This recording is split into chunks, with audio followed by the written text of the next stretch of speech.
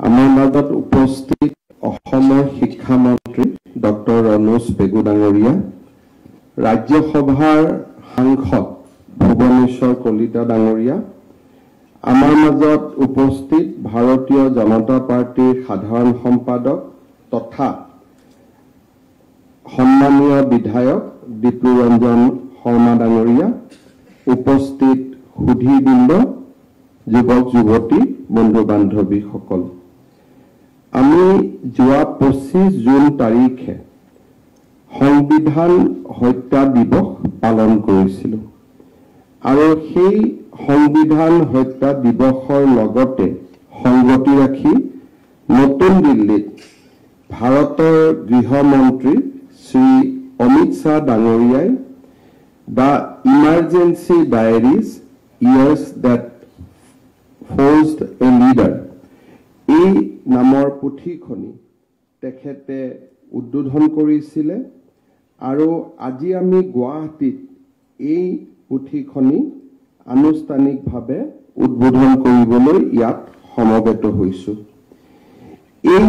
পুথিখন আমি যেতিয়া পঢ়িম, এই পুথিখনৰ পৰা আমি দুটা বস্তু অনুভৱ কৰিম যে জৰুৰী অৱস্থাৰ সময়ত কি ধৰণে দেশত এটা বিভীষিকাময় পৰিৱেশ নিৰ্মাণ হৈছিলে। জয়প্ৰকাশ নাৰায়ণ, মোৰাৰজী দেশাই, নানাজী দেশমুখ, লালকৃষ্ণ আদৱানী, জৰ্জ ফাৰ্ণাণ্ডেজকে ধৰি আমাৰ যিসকলে প্ৰধানমন্ত্ৰী ইন্দিৰা গান্ধীৰ নেতৃত্ব আৰু একানায়কত্ববাদৰ বিৰুদ্ধে সংগ্ৰাম কৰিছিল, তেওঁলোকক কেনেকৈ নিশাৰ ভিতৰতে গ্ৰেপ্তাৰ কৰা হৈছিল। গ্ৰেপ্তাৰ কৰাৰ পিছত আন এছাম লোকে, যিসকল হয়তো ৰাইজে তেওঁলোকক সেই সময়ত জনা নাছিলে বা সেই সময়ত তেওঁলোক কোনো বিশেষ ৰাজনৈতিক বা সামাজিক পটভূমিত নাছিলে, আন এছাম লোকে পিছৰ পৰা এই জৰুৰী অৱস্থাৰ বিৰুদ্ধে যিখন প্ৰতিৰোধ সংগ্ৰাম, সেই সংগ্ৰামখনক নেতৃত্ব দিছিলে। অসমতো, বিহাৰতো, ৰাজস্থানতো, যাক আমি কওঁ যে ফাৰ্ষ্ট ৰেংকিং লিডাৰশ্বিপ এৰেষ্ট হোৱাৰ পিছত যিকোনো আন্দোলনতে যিসকল দ্বিতীয় শাৰীৰ নেতা থাকে, তেওঁলোকে আন্দোলনটো চলাই নিবৰ বাবে প্ৰচেষ্টা কৰে আৰু তেওঁলোকে নিজে গ্ৰেপ্তাৰ হোৱাতকৈ আণ্ডাৰগ্ৰাউণ্ডত থাকি এই প্ৰতিৰোধৰ সংগ্ৰামখন সুন্দৰ কৰি আগবঢ়াই নিবলৈ প্ৰয়াস আৰু প্ৰচেষ্টা কৰে। ভাৰতৰ প্ৰধানমন্ত্ৰী নৰেন্দ্ৰ মোদী ডাঙৰীয়া 1975 চনত যি সময়ত আমাৰ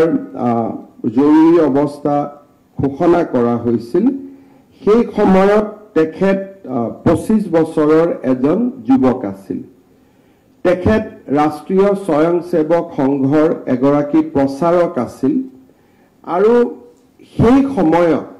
গুজৰাট আৰু পাঞ্জাৱত তেখেতে জৰুৰী অৱস্থাৰ যিখন প্ৰতিৰোধ সংগ্ৰাম,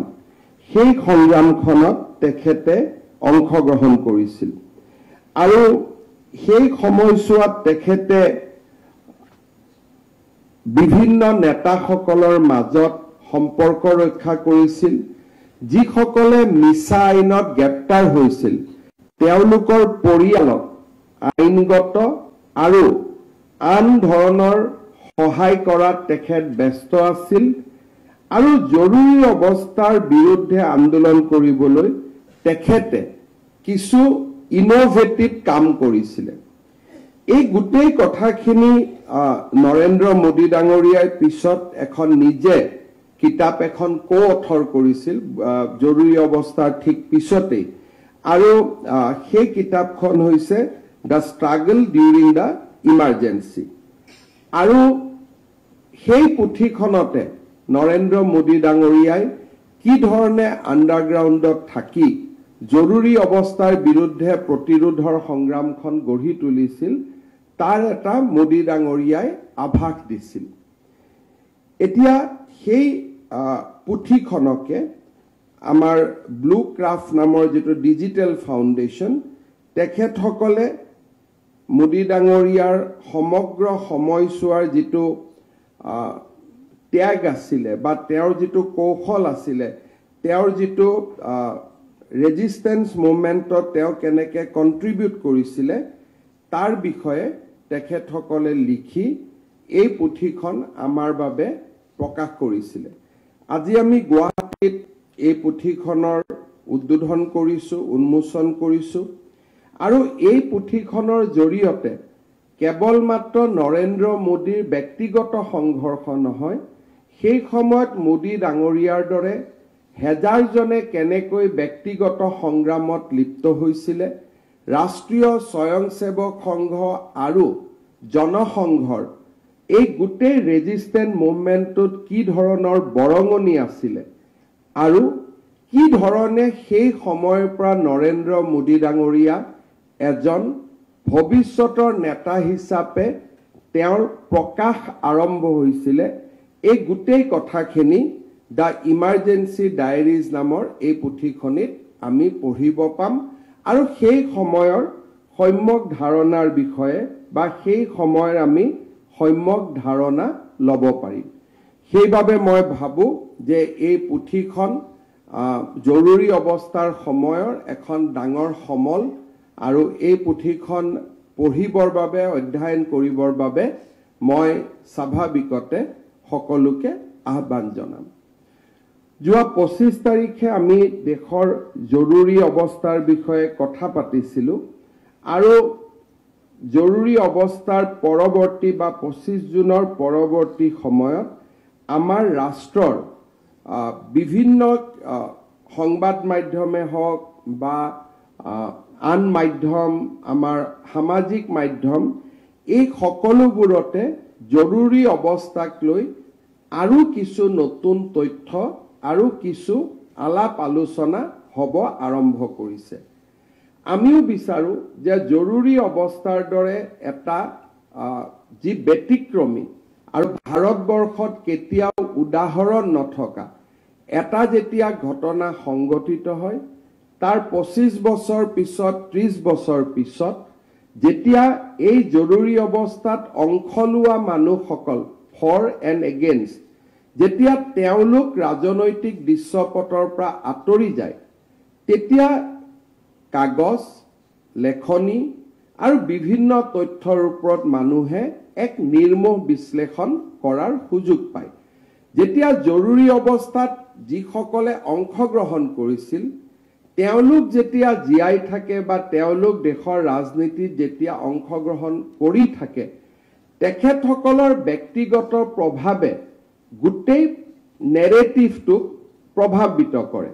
স্বাভাৱিকভাৱে প্ৰধানমন্ত্ৰী ইন্দিৰা গান্ধী জীয়াই থকাৰ সময়ত তেওঁৰ সমৰ্থকসকলে জৰুৰী অৱস্থাক জাষ্টিফাই কৰিব জয়প্ৰকাশ নাৰায়ণ জীয়াই থকা সময়ত তেওঁলোকে ৰেজিষ্টেন্ট মুভমেণ্টটো জাষ্টিফাই কৰিব কিন্তু যেতিয়া লাহে লাহে এই মানুহসকল ইহ সংসাৰৰ পৰা আঁতৰি যায় তেতিয়া জীয়াই থকা লোকসকলে পৰৱৰ্তী স্কলাৰসকলে ডকুমেণ্টছ ঘটনা আৰু সেই সময়ৰ বিভিন্ন লিপিবদ্ধ ইতিহাসৰ ওপৰত গোটেই ঘটনা প্ৰবাহক নিৰপেক্ষভাৱে চাবলৈ সুযোগ পায় জৰুৰী অৱস্থা 1975 চনত ঘোষণা কৰা হৈছিল আজি আমি 2025 চনত আমি ভৰি দিছো কব গলে এক প্ৰকাৰ জৰুৰী অৱস্থাই প্ৰায় 50টা বছৰ অতিক্ৰম কৰিছে so this is a good time আমি এবাৰ উভতি চোৱাৰ কাৰণে যে দেশত জৰুৰী অৱস্থাৰ প্ৰয়োজন আছিল জৰুৰী দেশৰ আভ্যন্তৰীণ বিশৃংখলাক নিয়ন্ত্ৰণ কৰাৰ বাবে জৰুৰী অৱস্থাৰ বিকল্প নাছিল ই ইন্দিৰা গান্ধীৰ দলিল আছিল আৰু তাৰ বিপৰীতে আন সকলৰ দলিল আছিল যে নহয় এলাহাবাদ উচ্চ ন্যায়ালয়ৰ ৰায়ৰ পৰিপ্ৰেক্ষিতত যেতিয়া তেখেতৰ পাৰ্লামেণ্টাৰী সিটটো এক প্ৰকাৰ খাৰিজ হ'ব আৰম্ভ কৰিছিল উচ্চ ন্যায়ালয়ে তেওঁক সংসদ বুলি মানি লবলৈ অস্বীকাৰ কৰিছিল সেই সময়ত তেওঁ নিজৰ ৰাজনৈতিক স্বাৰ্থ আগবঢ়াবৰ বাবে দেশত জৰুৰী অৱস্থাৰ ঘোষণা কৰিছিল আৰু সেই কাৰণে এই জৰুৰী অৱস্থাৰ লগত সেই সময়ৰ দেশৰ আভ্যন্তৰীণ পৰিৱেশৰ কোনো সংগতি নাই আৰু ই এক প্ৰকাৰে এটা অনৈতিক সিদ্ধান্ত আছিল। জুনৰ 12 তাৰিখে এলাহাবাদ হাইকোৰ্টে ঘোষণা কৰিছিল যে 1971 চনৰ লোকসভা নিৰ্বাচনত ইন্দিৰা গান্ধীৰ যি বিজয় আছিল সেই বিজয় দুৰ্নীতিৰ জৰিয়তে বিজয় হৈছিল আৰু সেই কাৰণে তেখেতে লোকসভাৰ সংসদ হৈ থকাৰ কোনো অধিকাৰ নাই। তাতকৈও ডাঙৰ হাইকোৰ্টৰ যিটো ৰায় আছিল, হয়তো ইন্দিৰা গান্ধীক এলাহাবাদত কোৱা হৈছিল যে আপোনাৰ এই সিটটো ৰায়বেৰেলীৰ ইলেকশ্যনটো ভুল। দেশত হয়তো আৰু এনেকুৱা বহুত সিট আছিল, প্ৰধানমন্ত্ৰীয়ে নিজে আকৌ এবাৰ সেই সিটটোত ইলেকশ্যন উঠি তেওঁ ৰি-ইলেক্টেড হৈ আহিব পাৰিলেহেঁতেন। কিন্তু এলাহাবাদ উচ্চ ন্যায়ালয়ৰ ৰায়টোত এটা ডাঙৰ এংগল আছিল বা দৃষ্টি আছিল। তাত এলাহাবাদ উচ্চ ন্যায়ালয়ে কৈছিল যে Indira Gandhi is debarred from contesting Lok Sabha for next 6 years। তাৰমানে 6 বছৰৰ কাৰণে ইন্দিৰা গান্ধী প্ৰধানমন্ত্ৰী হৈ থাকিব নোৱাৰে। এই ৰায়টো বাহিৰ প্ৰকাশ হোৱাৰ লগে লগে আৰু ৰায়টো ইমানে শক্তিশালী আছিলে, প্ৰধানমন্ত্ৰী ইন্দিৰা গান্ধী আৰু তেওঁৰ সমৰ্থকসকল, বিশেষকৈ সিদ্ধাৰ্থ শংকৰ ৰায় আৰু আন সমৰ্থকসকল, তেওঁলোক এক প্ৰকাৰ সন্মুখত অন্ধকাৰ দেখা আৰম্ভ কৰিছিল আৰু সেই সময়ত নিজৰ প্ৰধানমন্ত্ৰীৰ চকীখন সুৰক্ষিত কৰিবলৈ দেশত জৰুৰী অৱস্থা ঘোষণা কৰিবলৈ তেওঁলোকে সিদ্ধান্ত লৈছিল। 25 জুনৰ নিশা 12 বজাত ৰাষ্ট্ৰপতি ডাঙৰীয়াক টোপনিৰ পৰা জগোৱা হৈছিল আৰু কেবিনেট সিদ্ধান্ত নোহোৱা কৰি ৰাষ্ট্ৰপতিক কোৱা হৈছিল যে আপুনি এই ঘোষণাত স্বাক্ষৰ কৰিব লাগিব। ইন্দিৰা গান্ধী ইমানে শক্তিশালী ৰাজনৈতিক নেতা আছিল, এই কামটো তেওঁ আগদিনাখন গধূলি 6 বজাত কেবিনেট পাতি কেবিনেট সিদ্ধান্ত এটাও ৰাষ্ট্ৰপতিৰ ওচৰত লৈ যাব পাৰিলেহেঁতেন। ফখৰুদ্দিন আলী আহমেদো তেখেতৰ নিজৰ মানুহ আছিলে আৰু কেবিনেটখনো ইয়েছ মেন কেবিনেট আছিলে, তাত না কোৱাৰ কেবিনেট নাছিলে। কিন্তু ইন্দিৰা গান্ধীয়ে নিজক ইমানেই অসুৰক্ষিত অনুভৱ কৰিছিল যে তেওঁ জৰুৰী অৱস্থা ঘোষণা কৰাৰ সিদ্ধান্তটো কেবিনেটত আলোচনা কৰাৰ পৰিৱৰ্তে আৰু ৰাষ্ট্ৰপতিকো আগতীয়াকৈ জনোৱাৰ পৰিৱৰ্তে তেওঁ নিশা ৰাষ্ট্ৰপতিক টোপনিৰ পৰা জগাই তেওঁ জৰুৰী অৱস্থাৰ ঘোষণাত স্বাক্ষৰ গ্ৰহণ কৰিছিল। ৰাতিপুৱা 6 বজাত কেবিনেটত তেখেতে জৰুৰী অৱস্থাক পোষ্ট ফেক্টো পিছত কেবিনেটৰ পৰা স্বীকৃতি তেওঁ গ্ৰহণ কৰিছিল। তাৰ মানে নাম্বাৰ 1, এই গোটেই জৰুৰী অৱস্থাৰ ঘোষণা আছিল হাইকোৰ্টৰ জাজমেণ্টটোক অভাৰৰাইড কৰা, জাজমেণ্টটোক সাইড ষ্টেপ কৰা। আৰু তাৰ লগত আৰু এটা কথা স্পষ্টভাৱে প্ৰকাশ হৈছিল যে গান্ধী পৰিবাৰে বা গান্ধী ফেমিলিয়ে নিজৰ বাদে কাকো বিশ্বাস কৰিবলৈ তেওঁলোক সক্ষম নহয়। They are not a team player. কেবিনেটখন সৰু কেবিনেট, মাতি আনি আলোচনা কৰিও একেই সিদ্ধান্ত হ'লহেঁতেন, কিন্তু নিজৰ লগত থকা মানুহখিনিকে তেওঁলোকে ডিষ্ট্ৰাষ্ট কৰে আৰু কাকো তেওঁলোকে বিশ্বাসত ল'বলৈ ৰেডি নহয়। পৰৱৰ্তী সময়তো ইন্দিৰা গান্ধীৰ পৰা আৰম্ভ কৰি আজিলৈকে আমি যদি কংগ্ৰেছ দলৰ ইতিহাসত চাওঁ, সিদ্ধান্ত গান্ধী পৰিয়ালৰ মানুহকেইজনৰ মাজত হ'ব আৰু সিদ্ধান্ত ইমপ্লিমেণ্ট কৰিবৰ বাবে পৰৱৰ্তী সময়তহে কংগ্ৰেছ দল বা চৰকাৰৰ প্ৰয়োজনীয়তা হ'ব। জৰুৰী অৱস্থা ঘোষণা কৰাৰ পিছত প্ৰধানমন্ত্ৰী ইন্দিৰা গান্ধীয়ে জৰুৰী অৱস্থাক জাষ্টিফাই কৰিবৰ বাবে তেখেতে বহুবিলাক কাম হাতত লৈছিল সময়ত কাৰ্যালয়ত আহিব লাগিব আমাৰ সন্তান জন্মৰ বিৰুদ্ধে যিটোক আমি আজিকালি ট্ৰিটমেন্ট কৰো বা আমি যিটো ষ্টেৰিলাইজেশ্যন কৰো তেওঁ তেনেকে বিভিন্ন সিদ্ধান্ত হাতত লৈছিল আৰু টু জাষ্টিফাই দ্য ইমাৰ্জেঞ্চিটো দিছিলে নিজৰ চকীখন ৰক্ষাৰ কৰাৰ কাৰণে আৰু ইমাৰ্জেঞ্চিটো জাষ্টিফাই কৰাৰ বাবে তেওঁ কৰবাত গৈ উচ্ছেদ অভিযান কৰবাত তেওঁ ষ্টেৰিলাইজেশ্যন কৰবাত কোনোবাই যদি কৰবাত চাউল গুদামত ৰাখিছে ব্যৱসায়ীসকলক আহি গ্ৰেপ্তাৰ কৰি তেওঁ এটা মানসিকতা নিৰ্মাণৰ চেষ্টা কৰিছিল যে জৰুৰী অৱস্থা মই সাধাৰণ মানুহৰ কাৰণে দিছো আৰু এই জৰুৰী অৱস্থাই ৰাষ্ট্ৰৰ কল্যাণ কৰিব ৭৭ত যেতিয়া নিৰ্বাচন হ'ল ৰাষ্ট্ৰই এই কথাক প্ৰত্যাখ্যান কৰিলে আৰু ৰাষ্ট্ৰই স্পষ্টভাৱে জনাই দিলে যে জৰুৰী অৱস্থা ঘোষণাৰ সিদ্ধান্তৰ লগত ৰাষ্ট্ৰ একমত নহয় আৰু যথেষ্ট এনেকুৱা ধৰণৰ আমি যাক গিমিপিক বুলি কওঁ বা সস্তীয়া জনপ্ৰিয়তাৰ কাৰণে কৰা কাম কওঁ এনেকুৱা বহুত কাম কৰাৰ পিছতো ইন্দিৰা গান্ধীয়ে ৰাইজৰ সমৰ্থন লাভ কৰিবলৈ বিফল হয় আৰু ৭৭ চনত প্ৰথমবাৰৰ বাবে মোৰাৰজী দেশাইৰ নেতৃত্বত ভাৰতৰ ইতিহাসত এখন অনা কংগ্ৰেছী চৰকাৰ গঠন হয় চাহ আয়োগ গঠন হৈছিল চাহ আয়োগৰ ঘটনা যি শুনানি হৈছিল সেই সমগ্ৰ শুনানিৰ দস্তাবেজ আৰু দলিলত জৰুৰী অৱস্থাৰ সময়ত কেনেকে তেওঁৰ বিৰোধীৰ ওপৰত অকথ্য অমানৱীয় অত্যাচাৰ কৰা হৈছিল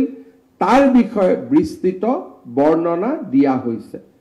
প্ৰেছ সেন্সৰশ্বিপৰ পৰা আৰম্ভ কৰি মিছাৰ দৰে আইনৰ জৰিয়তে জয়প্ৰকাশ নাৰায়ণ অটল বিহাৰী বাজপেয়ী লালকৃষ্ণ আদৱানী মোৰাৰজী দেশাইৰ দৰে নেতাসকলক গ্ৰেপ্তাৰ কৰা হৈছিল আৰু এটা সময়ত ইন্দিৰা গান্ধীৰ ঘনিষ্ঠ জগজীৱন ৰাম হেমৱতী নন্দন বহুগুণা মোহন ধাৰিয়াহঁতে দৰে নেতায়ো কংগ্ৰেছ দল ত্যাগ কৰিছিল আৰু ৭৭ত সকলোৱে লগ লাগি জনতা পাৰ্টিৰ চৰকাৰ গঠন কৰিছিল কিছুমান ডেমেজ আছে যাক আমি ঘটনাৰ ৬ মাহ ২ বছৰ পিছত আমি তাক ৰিপেয়াৰ কৰিব পাৰো কিন্তু এনেকুৱা ঘটনাই ৰাষ্ট্ৰৰ জীৱনত কিছু কথা এৰি থৈ যায় তাক বহু দিনলৈ পুনৰ বিবেচনা কৰা সম্ভৱ নহয় প্ৰধানমন্ত্ৰী ইন্দিৰা গান্ধীয়ে দেশৰ জৰুৰী অৱস্থাৰ সময়ত আমাৰ সংবিধানত তেখেতে সংশোধনী আনিছিল আৰু সেই সংশোধনীৰ জৰিয়তে আমাৰ সংবিধানৰ যিটো প্ৰস্তাৱনা আছিল সেই প্ৰস্তাৱনাটোক তেখেতে সম্পূৰ্ণৰূপে পৰিৱৰ্তন কৰিছিল ১৯৭৫ চনৰ আগত আমাৰ দেশৰ যিটো সংবিধানৰ প্ৰস্তাৱনা আছিল তাত কোৱা হৈছিল we the people of India having solemnly resolved to constitute India into a sovereign democratic republic অৰ্থাৎ সাৰ্বভৌমত্ব আমি এখন গণতান্ত্ৰিক গণৰাজ্য সাৰ্বভৌমত্ব গণতান্ত্ৰিক গণৰাজ্য এ নেশ্যন sovereign democratic আৰু ৰিপাব্লিক কিন্তু তেখেতসকলে যি সময়ত ইন্দিৰা গান্ধী জৰুৰী অৱস্থা ঘোষণা কৰিছিল ইন্দিৰা গান্ধীয়ে ১৯৭৬ চনত 42nd amendment of the constitution লৈ আহিছিল আৰু তাত তেখেতে দুটা শব্দক যোগ কৰিছিল সোশিয়েলিজম আৰু সেকুলাৰিজম এই দুইটা শব্দই ভাৰতবৰ্ষৰ সংবিধানখনৰ প্ৰতি পৰৱৰ্তী সময়ত মানুহৰ দৃষ্টিভংগীৰ পৰিৱৰ্তন ঘটাই আৰু আমাৰ ৰাষ্ট্ৰ জীৱনত এক বিৰাট ক্ষতি সাধন কৰে। প্ৰথম কথা যে ভাৰতৰ যিটো সামাজিক গাঁথনি আছিলে 5000 বছৰীয়া যিটো সামাজিক গাঁথনি আছিলে বা মহামানৱ মহাত্মা গান্ধীয়ে স্বাধীনতা আন্দোলনৰ সময়ত যি অৰ্থনৈতিক আদৰ্শৰ কথা তেখেতে উল্লেখ কৰিছিলে গান্ধীজীয়ে কেতিয়াও সমাজবাদৰ কথা উল্লেখ কৰা নাছিল। কাৰণ সমাজবাদৰ ধাৰণাটো ৰাছিয়া চাইনা আন দেশত উৎপত্তি হোৱা, ভাৰতত সমাজবাদৰ ধাৰণা কেতিয়াও নাছিল। ভাৰতবৰ্ষৰ যিটো ইকনমিক প্ৰিন্সিপল আছিল মহাত্মা গান্ধীয়ে তাক ট্ৰাষ্টিশ্বিপ বুলি কৈছিল যে ধনী মানুহসকলে দুখীয়াসকলৰ ন্যাস ৰক্ষক হ'ব। মই যদি উপাৰ্জন কৰিছো সেই উপাৰ্জনৰ ধন মই দৰিদ্ৰসকলৰ বাবে বিনিয়োগ কৰিম। পণ্ডিত দীনদয়াল উপাধ্যায়ে একান্ত মানৱতাবাদৰ কথা কৈছিলে, বিনুৱাভাৱে সৰ্বোদয়ৰ কথা কৈছিল।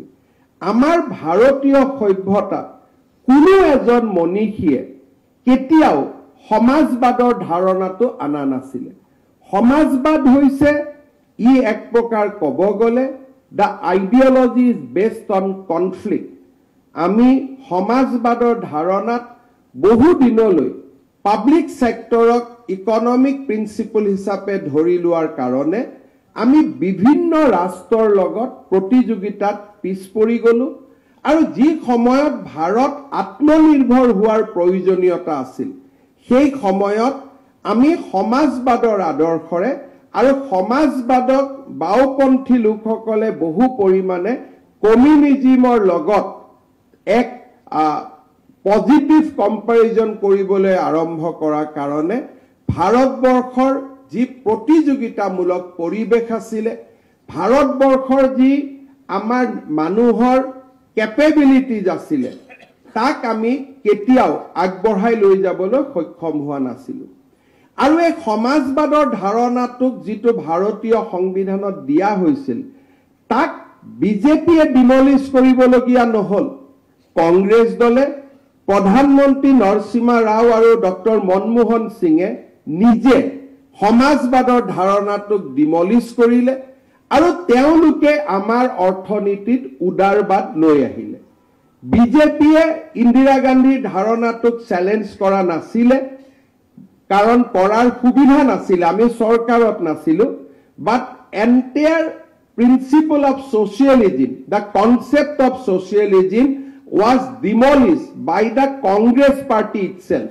যেতিয়া উদাৰবাদ লৈ অহা হ'ল নৰসিংহ ৰাও ডক্টৰ মনমোহন সিঙৰ নেতৃত্বত আটাইকেইটা চৰকাৰ, নৰসিংহ ৰাও চৰকাৰ আৰু UPA 1 and 2, এই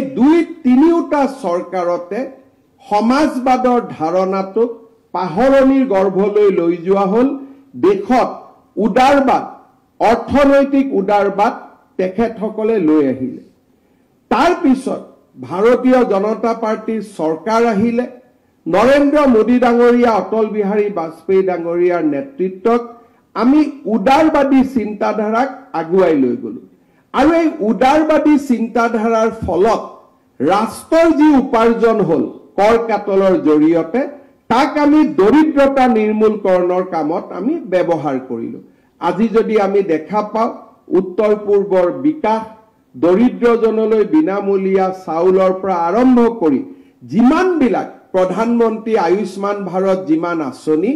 এই গোটেই আঁচনিবোৰ দীনদয়াল উপাধ্যায়ৰ একান্ত মানৱতাবাদ, বিনোৱা ভাৱেৰ সৰ্বোদয় আৰু গান্ধীজীৰ ট্ৰাষ্টিশ্বিপৰ আদৰ্শৰে অনুপ্ৰাণিত। ইয়াৰ অৰ্থই হৈছে এই ৰাষ্ট্ৰত মানুহক উপাৰ্জন কৰাৰ সুবিধা দিয়া হ'ব, কিন্তু উপাৰ্জনত ৰাষ্ট্ৰ অংশীদাৰ হ'ব। অৰ্থাৎ আজি টাটা, বিৰলা, আদানী, আম্বানী যোনে উপাৰ্জন কৰিব তাৰ 30% ভাগিদাৰী আমাৰ চৰকাৰৰ। অৰ্থাৎ বছৰি যদি বহুত সময়তকৈ আদানীয়ে টকা লৈ গ'ল, আম্বানীয়ে টকা লৈ গ'ল, কিন্তু আদানীয়ে যদি 100 টকা উপাৰ্জন কৰে তাত 30 টকা ইনকাম টেক্স আৰু কৰ্পোৰেট টেক্স চৰকাৰক দিব লাগিব। আৰু তাৰ মানে ৰাষ্ট্ৰ এই উদাৰীকৰণৰ যাত্ৰাত state is a partner. Mul kiman etu apuni business korise. Amar duijoner partnership. Apunar 70 mur 30. Orthat Bharatot kunubai sakori korilo, bebokhai korilo, rashtra tar onkhidar. Karon rashtroi apunar prai 18% GST lobo, rashtroi apunar pa 30% apunar pora income tax lobo. Tar mane junei ji kam nokorok kiyo 48% উপাৰ্জনৰ অধিকাৰী ৰাষ্ট্ৰ আৰু এই উপাৰ্জনৰ টকাৰে আজি উত্তৰ পূব জম্মু কাশ্মীৰ সকলো জায়গাত বিকাশ হৈছে আৰু বিকাশৰ গতি বাঢ়িছে আৰু মহামানৱ মহাত্মা গান্ধীয়ে তাকে কৈছিল যে it is a economy will be guided by trusteeship যে ডাঙৰ মানুহে উপাৰ্জন কৰিব কৰ কাটল দিব আৰু সেই কৰ কাটলৰ পইচাৰে ৰাষ্ট্ৰই দৰিদ্ৰজনক সেৱা কৰিব প্ৰধানমন্ত্ৰী ইন্দিৰা গান্ধীৰ যেটো ইকনমি আছিল পাব্লিক সেক্টৰ আন্ডাৰটেকিংছত তেখেতে টকা খৰচ কৰিছিল উপাৰ্জন নাহিছিল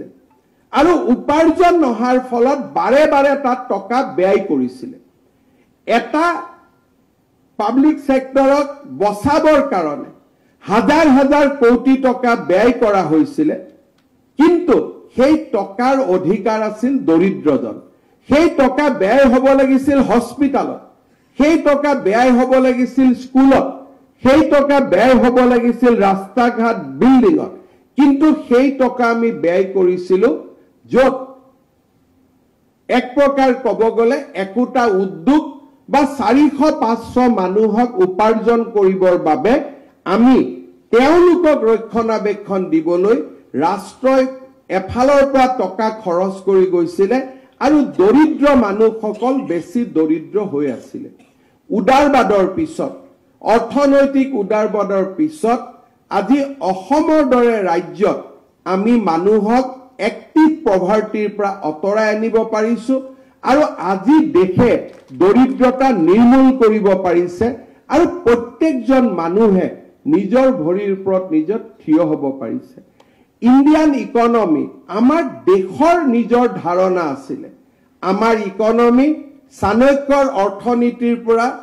আমাৰ ইন্ডিয়ান এটা আইডেন্টিটি আছিল প্ৰধানমন্ত্ৰী ইন্দিৰা গান্ধীয়ে সমাজবাদৰ ধাৰণাটোক সংবিধানত সংযুক্ত কৰি আমাৰ দেশৰ 5000 বছৰৰ যেটো অৰ্থনৈতিক দৃষ্টিভংগী আছিল তাক তেওঁ পৰিৱৰ্তন কৰিছিল পৰৱৰ্তী সময়ত তেওঁ আৰু এটা শব্দ যোগ কৰিছিল সেকুলাৰিজম ধৰ্ম নিৰপেক্ষতা ভাৰতৰ সংবিধানৰ ধৰ্ম নিৰপেক্ষতা it is a Indian concept আমাৰ সংবিধানৰ আৰ্টিকল 14 যত নেকি কোৱা হৈছে যে ৰাষ্ট্ৰই কাৰো লগত ডিফাৰেন্ট ট্ৰিটমেন্ট কৰিব নোৱাৰিব that is the foundation of our secularism অৰ্থাৎ সংবিধান ঘোষণা কৰাৰ সময়তে আম্বেদকাৰে কৈছিল যে সেকুলাৰিজম বুলি আমি কোৱাৰ কোনো প্ৰশ্ন নুঠে কাৰণ আৰ্টিকল 14 এ স্পষ্টভাৱে কৈছে যে ৰাষ্ট্ৰই কাকো ডিসক্ৰিমিনেট কৰিব নোৱাৰিব যদি ৰাষ্ট্ৰই কাকো ডিসক্ৰিমিনেট কৰিব নোৱাৰে that is the highest level of secularism তাতকৈ আনসেকুলাৰিজম থাকিব নোৱাৰে প্ৰধানমন্ত্ৰী ইন্দিৰা গান্ধীয়ে আমাৰ সংবিধানত সেকুলাৰিজম শব্দটো যোগ কৰি দিয়াৰ পিছত ন্যায়ালয় হক বা আমাৰ সাধাৰণ বহু বিদগ্ধ পণ্ডিতে সেকুলাৰিজমক পশ্চিমীয়া দৃষ্টিভংগীৰে চাবলৈ আৰম্ভ কৰিলে because secularism word is not conceived in Indian concept ধৰ্ম নিৰপেক্ষতা আমাৰ ইয়াত কথাই নহয় আমাৰ ইয়াত হৈছে যে আমি সকলোৰে লগত সমভাৱ আমি we are not neutral we are inside আমি হিন্দুৰ লগতো আমি মুছলমানৰ লগতো আছো our secularism is a positive concept western secularism is neutral যদি হয় আমি সত্ৰৰ বাবে কাম কৰিব নোৱাৰিম আমি নামঘৰৰ কাৰণে কাম কৰিব নোৱাৰিম আমি মন্দিৰৰ বাবে কাম কৰিব নোৱাৰিম আমি বেদৰ কথা আলোচনা কৰিব নোৱাৰো আমি গীতাৰ কথা আলোচনা কৰিব নোৱাৰো because we R neutral we are secular আমি ধৰ্ম নিৰপেক্ষ এটা হিমন্ত বিশ্ব শৰ্মা ধৰ্ম নিৰপেক্ষ কেনেকে হ'ব? I am a hardcore Hindu, I cannot be ধৰ্ম নিৰপেক্ষ। আপুনি এজন মুছলমান মানুহ কেনেকে ধৰ্ম নিৰপেক্ষ হ'ব? হি ইজ এ হাৰ্ডক'ৰ মুছলিম। কিন্তু হিন্দুতে লিখা আছে যে বসুধৈব কুটুম্বকম। হিন্দু ধৰ্মতে কোৱা হৈছে যে if U R A hardcore Hindu, তেতিয়াহ'লে আপুনি বসুধৈব কুটুম্বকমৰ কথা চিন্তা কৰিব লাগিব। ইছলামত কোৱা হৈছে দৰিদ্ৰজনক বাবে সদায় মানুহে পজিটিভলি চিন্তা কৰিব লাগিব। অৰ্থাৎ আমাৰ যি ধৰ্ম নিৰপেক্ষতাৰ দৰ্শন, it is never inspired by the western definition of secularism. Amar dharma nirapekhota sarva dharma samabhava, not neutral. We are not neutral. We are positively aligned because India is a spiritual nation. Bharat ekhon adhyatmik rashtra. Aro Bharator manuhok jodi ami rasta ghat building hokolu banai diu, কিন্তু কওঁ যে আপুনি মন্দিৰত যাব নোৱাৰিব, ভাৰতৰ মানুহে ক'ব মোক ৰাস্তা ঘাট নালাগে, মোক কিন্তু মন্দিৰ যাব লাগিব। সেইকাৰণে ভাৰত চাইনা নহয়। চাইনাৰ যিটো কনচেপ্ট টোটেলিটেৰিয়ান, আমি ৰাতিপুৱাৰ পৰা গধূলিলৈকে স্পিৰিচুৱেলিজিম ইজ আৱাৰ ফুড। যদি আমি ৰাতিপুৱাই নামঘৰত ভগৱানক সেৱা নকৰোঁ, মন্দিৰ এটা চালে যদি আমি মন্দিৰটোৰ ফালে আমাৰ মস্তিষ্ক বা আমাৰ শৰীৰ আমি যদি বাও নকৰোঁ, আমি যদি কোনোবা বিপদত পৰিলে কোনোবা ভগৱানৰ নাম যদি স্মৰণ নকৰোঁ, হিন্দু বা ভাৰতীয় লোকে কেতিয়াও জীয়াই থাকিব নোৱাৰে। শিখৰ কাৰণে আমাৰ গুৰু গ্ৰন্থ চাহিব, জৈনৰ কাৰণে মহাবীৰ জৈনৰ শিক্ষা, বুদ্ধৰ কাৰণে গৌতম বুদ্ধৰ শিক্ষা, হিন্দুৰ কাৰণে বেদ কীৰ্তন ঘোষাৰ শিক্ষা, আমাৰ কাৰণে ই আটাইতকৈ প্ৰয়োজনীয়। কিন্তু ওয়েস্টার্ন নেশন হইছে যে no we are neutral, state is neutral, they have their own history. যেতিয়া ফরাসি বিপ্লৱ হৈছিল, ইংল্যান্ড বিপ্লৱ হৈছিল, ৰজা আৰু গীৰ্জাৰ মাজত সংঘাত হৈছিল, আৰু ৰজা আৰু গীৰ্জাৰ মাজত সংঘাতৰ পিছত তেওঁলোকে কৈছিল যে আমি ধৰ্মক সোমাব নিদিওঁ, উই উইল বি নিউট্ৰেল। কিন্তু আমাৰ ইয়াত আমি কোনো মানুহ নিউট্ৰেল হ'ব নোৱাৰো, কাৰণ 5000 বছৰৰ পৰা এইখন ভাৰতত চাকিৰ পোহৰ জ্বলিয়ে আছে, মন্দিৰত চাকি জ্বলিয়ে আছে, তাক কোনেও নুমাব পৰা নাই, ই নুনুমাই, ই অনন্ত কাললৈ এনেকৈ চলি থাকিব। কাৰণ আধ্যাত্মিকতা আমাৰ সংস্কৃতিত বন্ধা আছে। গতিকে সেকুলাৰিজিমৰ অসমীয়া কি? ধৰ্ম নিৰপেক্ষতা। উই কেনট। আজি যদি মোক কোনোবাই কয় আমি শপত লওঁতে আমি এনে শপত খাওঁ যে আমি ধৰ্ম নিৰপেক্ষ, শপত লৈতো কামাখ্যা মন্দিৰত যাওঁ, শপত লৈতো বৰদোৱাত যাওঁ, প্ৰতিজন মুছলমান মানুহে শপত লৈ আকৌ মক্কাত যায়। So we cannot be neutral. আমি সকলোৰে প্ৰতি সমভাৱ ৰাখিব পাৰিম। আৰু সেইটো কাৰণে আৰ্টিকল 14 কৈছিল যে ষ্টেট উইল নট ডিছক্ৰিমিনেট। আম্বেদকাৰক সোধা হৈছিল সেকুলাৰিজিম শব্দ লাগিব নেকি? নালাগে। সুপ্ৰিম কোৰ্টে কৈছিল যে Indian secularism is integral to our life, but we are not inspired by western secularism. সেইবাবে 50 বছৰ জৰুৰী অৱস্থাৰ পিছত আজি ৰাষ্ট্ৰীয় স্বয়ংসেৱক সংঘ হওক বা আমাৰ ৰাষ্ট্ৰৰ কেইবাজনো বুদ্ধিজীৱী লোকে দাবী কৰিছে যে আমাৰ সংবিধানৰ পৰা সমাজবাদ আৰু ধৰ্ম নিৰপেক্ষ শব্দ বাহিৰ কৰাৰ এই হৈছে সুবৰ্ণ সময়। বিকজ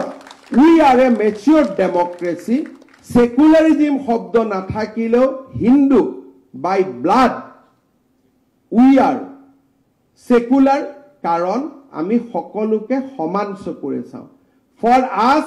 গোটেই পৃথিৱীখনে আমাৰ কুটুম্ব। গতিকে আমাক সেকুলাৰিজিমৰ পৰিভাষা ব্ৰিটিছ বা আমেৰিকান সংবিধানৰ পৰা নালাগে। আমাৰ সেকুলাৰিজিমৰ পৰিভাষা আমি গীতা আৰু ভাগৱতৰ পৰা ল'ম। সেই হৈছে আমাৰ সেকুলাৰিজিম। সেইকাৰণে আজি এই দিনটোত মই অসমৰ মুখ্যমন্ত্ৰী হিচাপে নহয়, ব্যক্তিগতভাৱে আৰু আমি সকলোৱে আমি লাহে লাহে কলনিয়েলিজিমৰ যি ধৰণে আজি আমি উদাহৰণবিলাক নোহোৱা কৰিছো, ৰেড ক্ৰছ লোক হৈ গ'ল এতিয়া লোক কল্যাণ পথ কৰ্তব্য পথ যি ধৰণে আমি ব্ৰিটিছ লিগেসি বিলাক নোহোৱা কৰিছো লাহে লাহে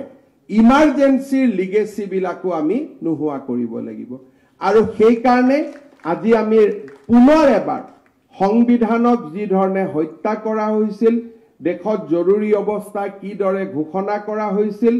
ইন্দিৰা গান্ধীয়ে কেনেকৈ বহু ৰাষ্ট্ৰক দীঘলীয়া কালৰ কাৰণে ড্যামেজ কৰি থৈ গৈছিল এই গোটেই কথাবোৰ আজি